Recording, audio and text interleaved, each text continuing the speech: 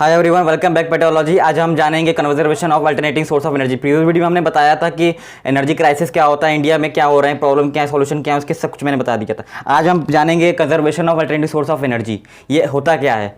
ठीक है, mainly 2 types के होते हैं आपके हैं। एक होते हैं आपके रिन्यूएबल, एक होते हैं non renewable source of energy. तो पहले हम जानते हैं non renewable source of energy होते क्या क्या हैं। Non renewable source of energy होते हैं आपके फॉसिल फ्यूल हो गए, डीजल हो गए, पेट्रोल हो गए।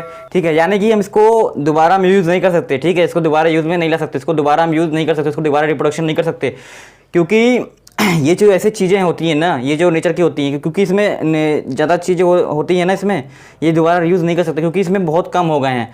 आजकल आप जान ही रहे, देख रहे होंगे कि आजकल हम लोग कितने डिपेंडेंट हो गए हैं कि जैसे कि आपका हो गया ट्रांसपोर्टेशन में हम लोग डिपेंडेंट्स हो गए हैं आपके लाइक डीजल पेट्रोल के।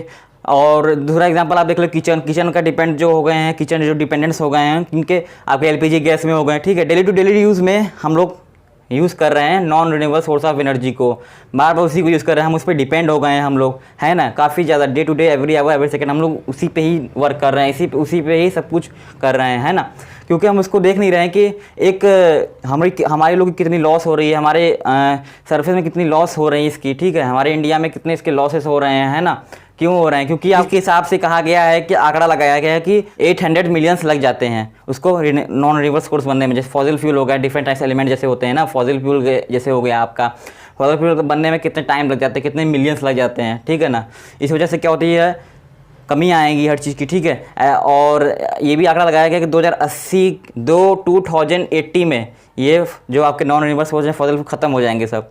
ठीक है, और आपको तो पता ही है 800 मिलियंस लग जाएंगे उसको रिकवरी होने में। तो क्या हम लोग 800 मिलियंस तक रहेंगे क्या? नहीं ना। तो ऐसा तो नहीं कि दुनिया ख़त्म हो, हम लोग की लाइफ ख़त्म हो जाएगी रहने की, नहीं होगी ख़त्म।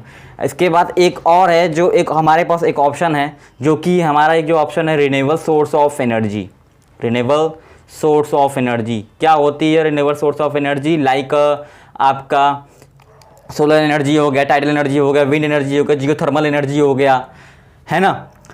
ये सब जो आपकी एनर्जी हो रही है, ये सब क्या है आपके renewable source of energy. Biomass हो गया, बायोमास रिप्रोडक्शन करता, रिप्रोड्यूस करता है उसको, है। जैसे फर्स्टली हम मान लेते हैं सोलर एनर्जी जो है। सोलर एनर्जी आप जानते हैं कि जो हमारे सन से मिलती है, और हमारे इंडिया में इतना अच्छा है कि जो कि काफ़ी ज़्यादा कैपेसिटी में, काफ़ी ज़्यादा एफिशिएंसी में हमको उसकी एनर्जी मिलती है सन की। ठीक है, ये तो कभी ऐसा तो नहीं ख़त्म हो जाएगी, आज है, साल भर, 2 साल बाद फिर ख़त्म हो जाएगी एकदम, है ना। ऐसा तो नहीं है ना, इसे तो आपकी लगातार कंटिन्यू चलती रहेगी, परमानेंट सिस्टम है ये सब तो, है ना। तो इससे क्या होती है, सोलर एनर्जी से क्या होगी आपकी, क्या बनती है, इलेक्ट्रिसिटी बनती है। जैसे कि मान लेते हैं लाइक अब हीटिंग, जो वाटर हीटर होते हैं, ये हो गए आपके, है ना, इससे ये आप ये कर सकते हो। ठीक है, और दूसरा है कि आप सोलर पैनल आप यूज़ कर सकते हो, उसके लिए आप इलेक्ट्रिसिटी प्रोड्यूस कर सकते हो सोलर पैनल के through, like through solar energy ना। तो ऐसे मान लेते हैं, मैंने एग्जांपल देता हूँ मैं सोलर एनर्जी का। जैसे कि आपका प्रेशर कुकर जो है, ठीक है, वो सोलर हीटर का है। ठीक है, तो उसमें आप क्या करोगे, उसमें आप बढ़िया से आप इजी वे में खाना पीना बना सकते हो उसमें। ठीक है, हर चीज़ कर सकते हो, खाने पीने के जो रूल्स हैं इसमें, सिस्टम जो है, आप उसको अच्छे से कर सकते हो। आपकी क्या बच रही है इसमें, एलपीजी बच रही है आपकी। एलपीजी जो गैस है वो आपकी बच रही है, आपका मनी भी सेव हो रहा है। आपका मनी क्या हो रहा है, सेव हो रहा है, मनी भी सेव हो रही है आपकी। ठीक है, इसमें भी आपका फ़ायदा है ना। काफ़ी कुछ आपका सेविंग भी हो रही है, हमारे इन्वायरमेंट भी सेव हो रहे हैं, है ना। ये आपकी हो गई सोलर एनर्जी की एग्जांपल। अब बायोमास देख लेते हैं। बायोमास जो है आपका जो आपका रिप्रोडक्शन करता है, रिन्यूएबल सोर्स ऑफ एनर्जी है। ठीक है, अल्टरनेटिव सोर्स ऑफ एनर्जी जो अभी सब आपकी अल्टरनेटिव सोर्स में एनर्जी में आ रही है। ठीक है ना।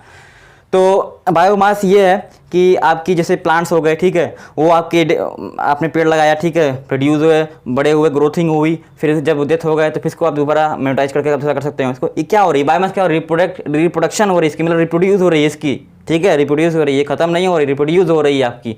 ठीक है, बायोमास हो गई। विंड एनर्जी आप देख लो, विंड एनर्जी से आप जानते हो कि आपका प्लांट्स में विंड से आपकी इलेक्ट्रिसिटी प्रोड्यूस होती है ना, विंड के थ्रू। आपका ये सोलर एनर्जी तो हो ही गई। टाइडल एनर्जी जो है आपका, टाइडल एनर्जी भी आपकी तरह का एनर्जी है जो इलेक्ट्रिक एनर्जी प्रोड्यूस करता है। ठीक है, जियोथर्मल एनर्जी जो लाइक सरफेस हीटिंग की वजह से आपकी इलेक्ट्रिसिटी प्रोड्यूस होती है, जियोथर्मल एनर्जी हो गई। हाइड्रोइलेक्ट्रिक एनर्जी जो है, हाइड्रोइलेक्ट्रिकल एनर्जी क्या होती है, जो कि ये भी आपकी एनर्जी प्रोड्यूस करती है जो हाइड्रोजन नाइट्रो गैस से। ठीक है, ये सब जो आपकी है ना अल्टरनेटिव सोर्स ऑफ एनर्जी में आती है, जो कि रिन्यूएबल सोर्स ऑफ एनर्जी है, रिन्यूएबल सोर्स ऑफ एनर्जी है ना। तो इससे हमने ये देखा कि हम लोग को कंजर्व करना चाहिए। क्यों कहा कंजर्वेशन ऑफ अल्टरनेटिव?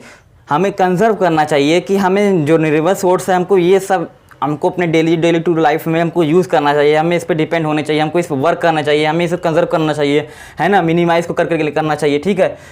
तो ये सबसे क्या होगा कि आपका जो non renewable source of energy उसकी समस्या खत्म हो जाएगी, ठीक है, वो सब कोई ज़्यादा ताम झाम नहीं रहेगा, है ना। तो आपका ये जो रिन्यूएबल सोर्स ऑफ एनर्जी है, जो कि आप इसके अच्छी यूज़ भी कर सकते हो, आप इसकी हर चीज़ बचा सकते हो, इन्वायरमेंट से लेकर हर चीज़, मनी सब कुछ आप सेव कर सकते हो इससे, ठीक है। मानता हूँ कि सोलर एनर्जी जो आपकी है कॉस्टली पड़ जाती है, आपकी चीप कॉस्टली पड़ती है, मतलब कॉस्टली पड़ती है सोलर एनर्जी जो आपकी है।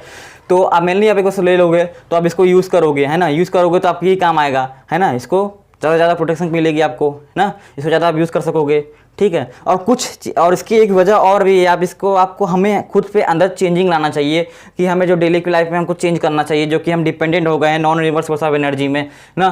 तो हमें डिपेंड रहना चाहिए कि भाई कुछ चेंजिंग अपने पे लाना चाहिए। सबसे इंपॉर्टेंट मोस्ट इंपॉर्टेंट जो होती है पेपर, जो पेपर हम लोग वेस्ट करते हैं, जो पेपर हम लोग फेंक देते हैं, we should not waste paper, you should not waste paper, हमें पेपर को वेस्ट नहीं करना चाहिए, ठीक है। और पेपर वेस्ट करेंगे तो अगर आप एक बार थोड़ा भी पत्र वेस्ट कर देंगे ना, तो उससे क्या होगा कि आपकी वजह से एक प्लांट भी चली जा सकती है, ठीक, कट सकती है, बली हो जाएगी उसकी प्लांट की, ठीक है ना। तो ये हो गए, पेपर को हमको कम से कम सेव करने हैं। और we should not use animal skins, ठीक, हमें एनिमल स्किन को भी यूज़ नहीं करना चाहिए। जो एनिमल मैन्युफैक्चरिंग हो रहे हैं एनिमल स्किन के, हमें इसको भी रोक लगाना चाहिए, इसमें कम से कम इस्तेमाल को यूज़ ही नहीं करना चाहिए, ठीक है। हमें इनकी रिस्पेक्ट करनी चाहिए, ठीक है ना, नेचर के हैं ये सब, हमें इनकी रिस्पेक्ट करना चाहिए। एनिमल्स हो गए, पेपर्स, ये सब जो प्लांट्स हो गए आपके, ये सब की हमको रिस्पेक्ट करना चाहिए, ठीक है।